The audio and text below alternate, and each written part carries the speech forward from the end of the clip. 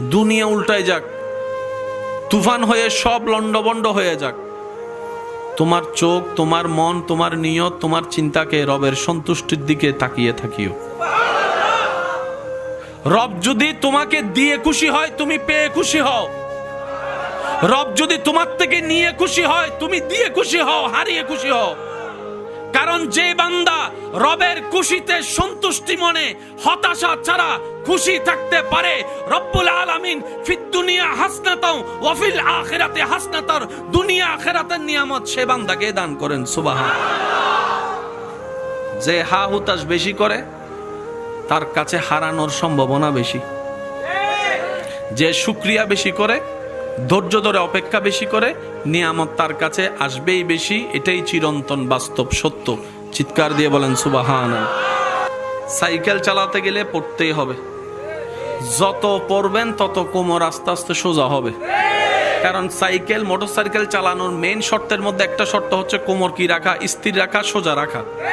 যারা পড়ে যায় তারা দেখবেন কোমর যদি নড়াচড়া করে ব্যালেন্স নষ্ট হয়ে যায়। যত পড়বেন ব্যথা পাবেন। ধাক্কাটাই পাক্কা হয়ে একদিন দেখবেন আর পিছন থেকে একজনকে ধরা লাগছে না, আপনি নিজেই সাইকেল চালাইতে পারবেন।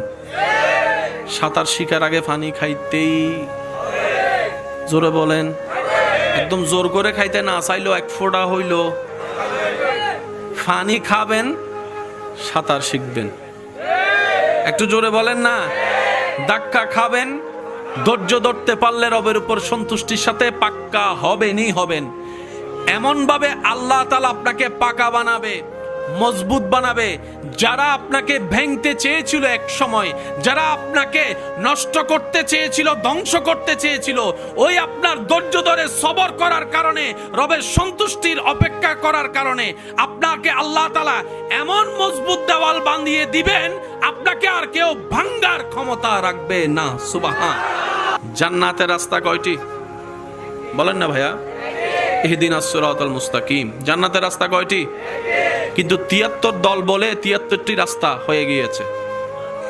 এবার ৭৩ রাস্তার ভিতরে একটি কোনটা রাস্তা যেটা জান্নাতের দিকে যায়, সেটা আপনাকে, আমাকে, আমাদেরকে নিজ দায়িত্বে খুঁজে বের করতে হবে। দায়িত্ব আমাদের, খুঁজে বের করার দায়িত্ব। এবার নিজের ভুলে, নিজের দোষে যদি আল্লাহ মাফ করুক ভুল পথও চলে যায়, আফসোস করা ছাড়া দ্বিতীয় কোনো উপায়। এবার বান্দা তো অপারগ, বান্দা তো অসহায়। রব বলে যে তোদেরকে আমি জান্নাত দিতে চাই। বান্দা খুঁজে নেওয়ার দায়িত্ব, সেই পথ তোদের।